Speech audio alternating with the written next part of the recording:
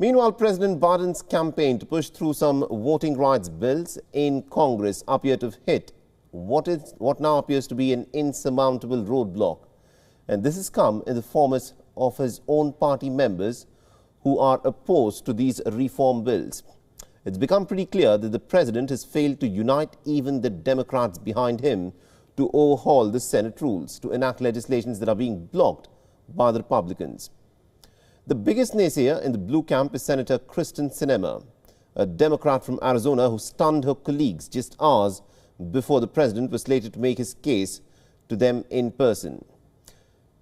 And she declared that she was in fact against removing the filibuster in the Senate. Listen in.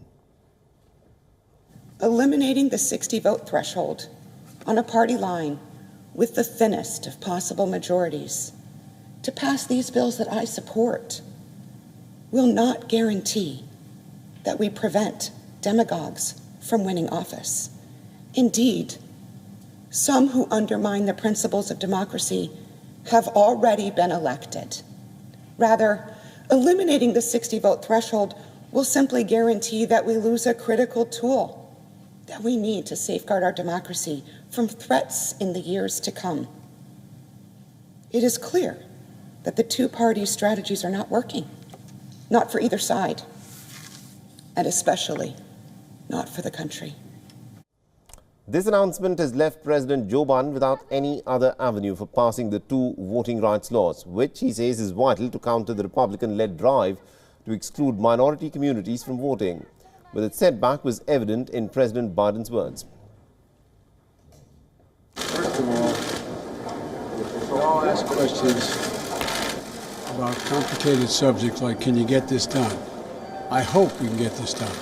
The honest-to-God answer is, I don't know whether we can get this done. But I know one thing, as long as I have a breath in me, as long as I'm in the White House, as long as I'm engaged at all, I'm going to be fighting to change the way these legislatures have moved. Thank you. For now, the U.S. House of Representatives has voted along party lines to approve a repackaged bill. It has combined two separate bills that have already been passed by the House: the Freedom of Vote Act and also the John Lewis Voting Rights Advancement Act, and has joined them in an unrelated bill covering NASA. And by doing this, it will allow the Senate to bring the bill directly to the floor, avoiding an initial filibuster, although Republicans can still block it from coming in for a final vote. 19 states have passed 34 different laws restricting voting in the year 2021. So the most significant legislations were enacted in the battleground states like Texas, Georgia and Florida. The laws make voting much more difficult for certain groups. They cause confusion and also create longer waiting times at polling stations.